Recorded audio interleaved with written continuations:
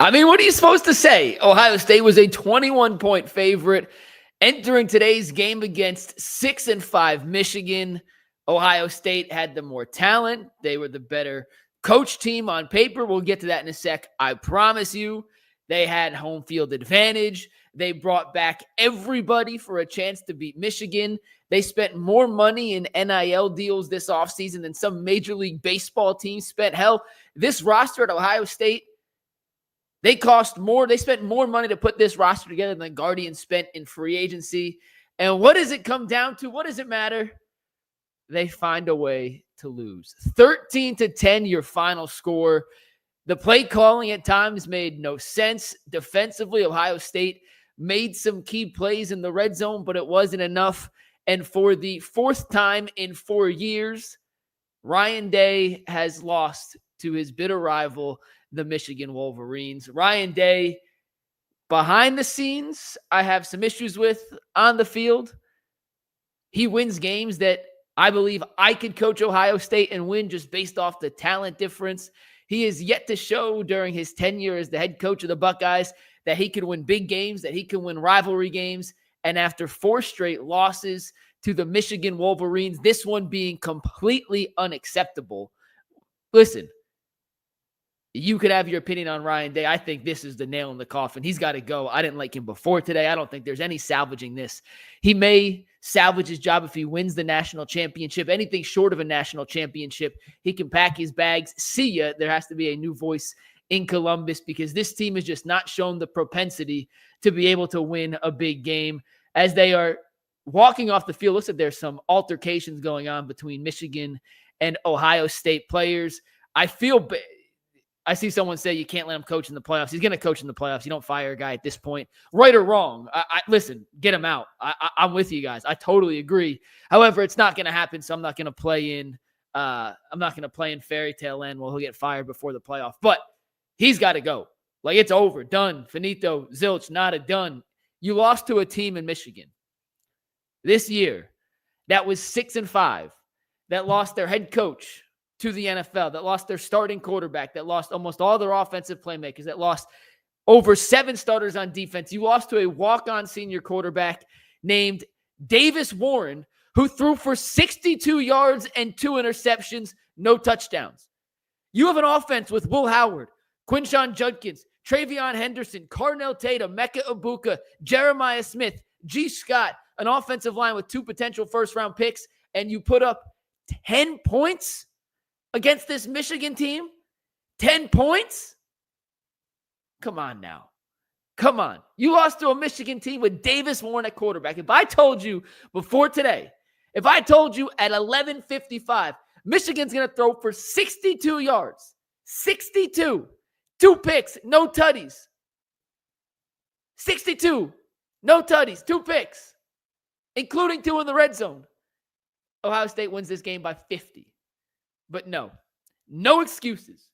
0, zilch, nada, nothing. It's over. It's done. Finito. I'm not going to pretend to sit up here and tell you I'm an Ohio State expert. And I'm not going to tell you that I know the ins and outs of Ohio State like I know the Browns and the Cavs. I do know one thing, though, and you don't have to be an Ohio State expert to see clear as day, no pun intended, and that's that Ryan Day's not it. He is not the coach to lead Ohio State back to the national glory of winning championships. National championships. Ross Bjork, their new AD. I know him pretty well. We worked together at A&M. Or I covered him when he was at A&M. He doesn't stand for mediocrity. He came in this season. He told us on the Ultimate Cleveland Sports Show, yeah, we know the expectations for Ryan Day. He's well aware of what he has to do to live up to the team that we have assembled here at Ohio State.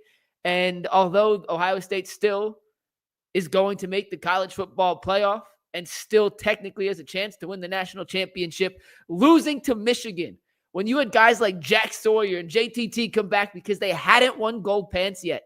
And that's where their whole point was, nothing else matters. We have to beat Michigan, and you lay an effing stinker in front of your home crowd at the Horseshoe to Davis Warren and his 62 passing yards.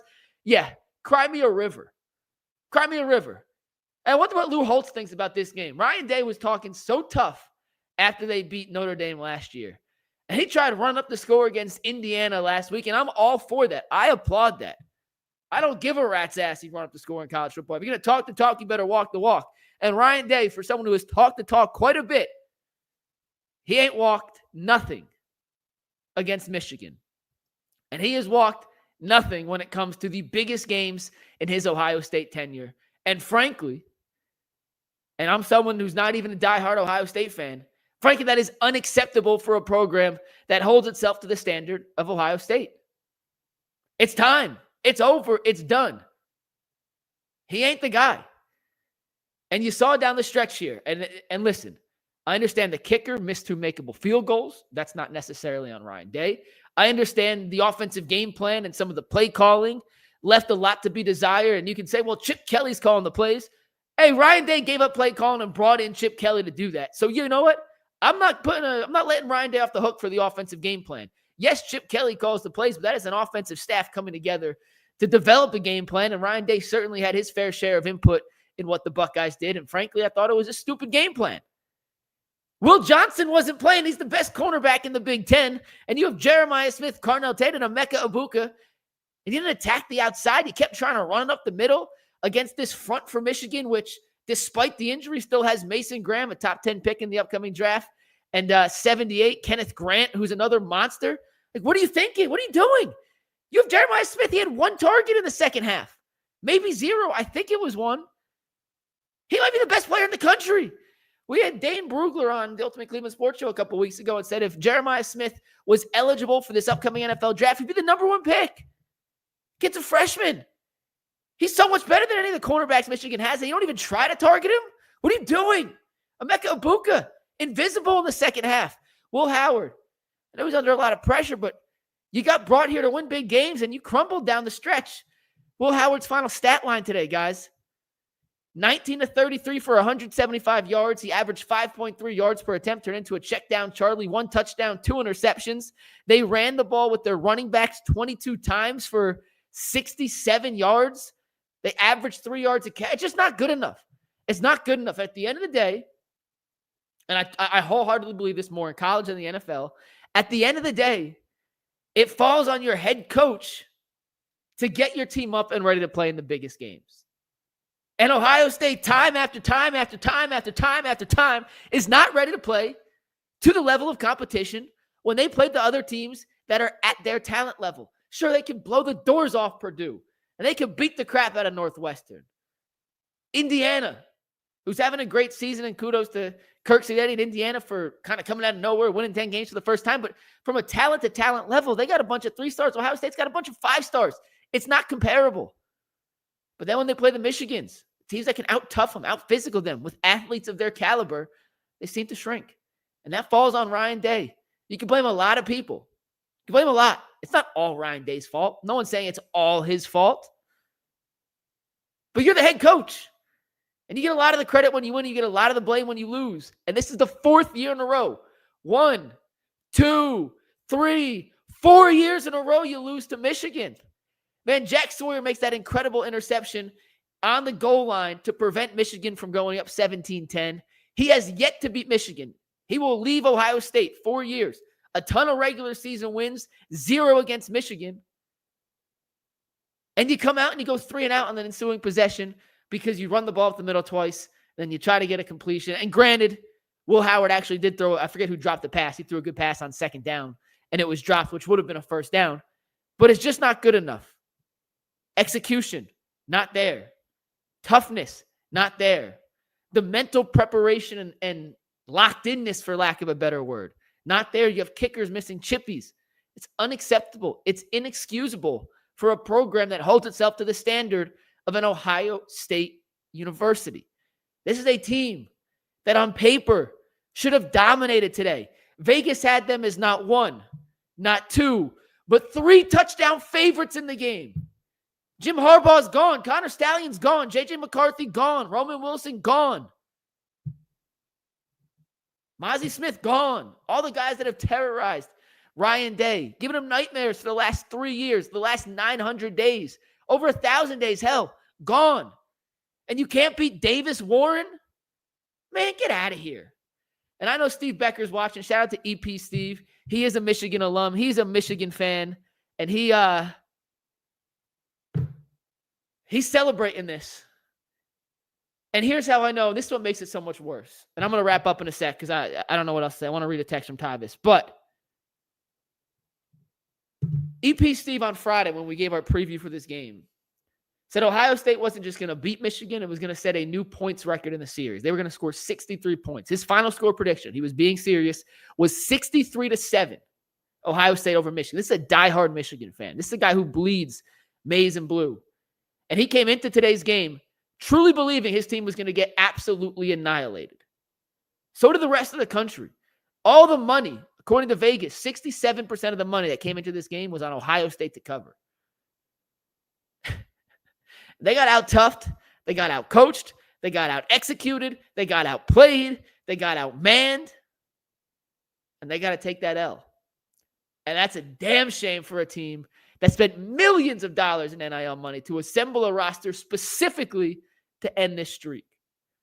Now, this could all be salvaged with a national championship. Ohio State can go into the college football playoff.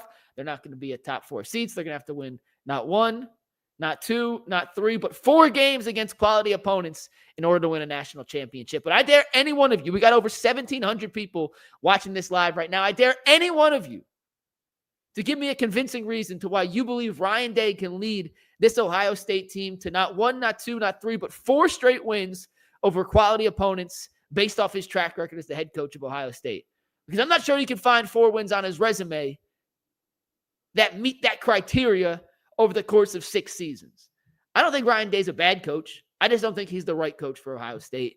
And after today's debacle, and I'm going to call it a debacle, it's an embarrassment. A flat-out embarrassment, a 21-point home favorite, losing to your bitter rival who you haven't beaten in 3 years. Yeah, that's an embarrassment. Get him out, send him to the moon, let him coach the Space Rangers in the first ever Galaxy Bowl, Mars versus Venus. Mars the 21-point favorite. I'm sure Venus is going to cover. Take Venus in the points. It's disgusting. It's just not good enough. And you know what sucks? And I'll read some super chats in a second. I'll get out of here. You know what really sucks? I love college. I'm so excited for the A&M Texas game tonight. Rivalries are what make college sports so unique. Did you watch Georgia Tech, Georgia last night? The referees were objectively horrific, but it was a great college football game. We got Arizona State about to start. It is something that can't be replicated in professional sports, NBA, NFL, Major League Baseball. The rivalries make college sports. And as dumb as it sounds, beating your rival is sometimes more important than the overall outcome of the season. This has been an objective fail of a season for Michigan. They're 7-5. They're the defending national champions. And guess what? None of that matters anymore because they beat Ohio State. And I've been dying to talk more college football on UCSS. I've been dying to. I love college football.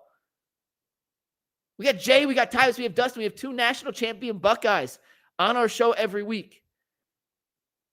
And we don't get the traction on it. No one seems to buy in. No one seems to want to talk Ohio State because at the end of the day, there's only one game of the season that matters for the Buckeyes before the playoffs, and that's the Michigan game. And you know what? On Monday, we're going to talk about the absolute catastrophe that we witnessed today. And it's not going to do views, and I have to make the executive decision that it ain't worth talking college football because no one gives a rat's ass. That's the level that Ohio State has reached to. We talked about the apathy with the Browns and how people and teams and fans have just kind of, the Browns suck. I know it. I'm throwing in the flag for the season. This is a text I just got from Jay Crawford. Quote, Tyvis, it takes a lot for me to not give a bleep about the Ohio State Buckeyes. This one was easy. Don't give a bleep over a good man and expect karma dogs to sit pat. At least he's gone now. Peace. If you've lost Jay Crawford, you've lost everybody. And I don't blame him one bit. We got 6 super chats. First one, Nathan S. says, fire Day. Second one, Big Daddy Dubs. Ryan Day is the worst coach in college football. Baber FN says, Ryan Day and the kicker, don't let him on the bus. I got you. Don't worry. I was able to decipher what you meant. Nathan S. says, we have the better perimeter, run inside. We have good field position. Throw back to the tight end, draw, inside run. Defense makes a stand, 3 and out. Atrocious performance by Chip and Day. Day has played Michigan 5 times, only has 1 win when he was stepped in for a sick Urban. 4 years in a row, same bleep. I couldn't agree more. It's over. He can save his job if he wins the national championship. And that is it. And let me tell you, on a scale of 1 to 100, I have a confidence level of 0.0005 that he can lead Ohio State to 4 quality wins on the road after what I saw today. It was at like a 5 out of 100 before today.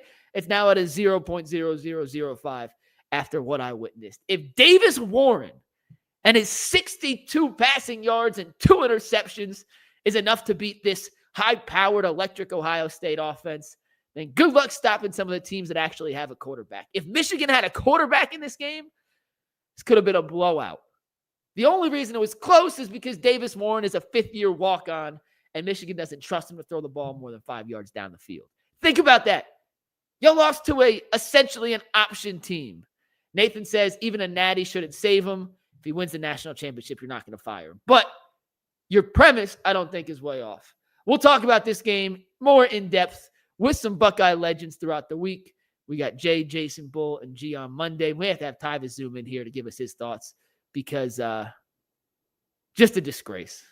No cheating, no allegations, no excuses. Ohio State got beat by the better football team today, and this may be the nail in the coffin for Ryan Day's tenure as the Ohio State head coach. Appreciate y'all tuning in. We'll see you on Monday. Peace.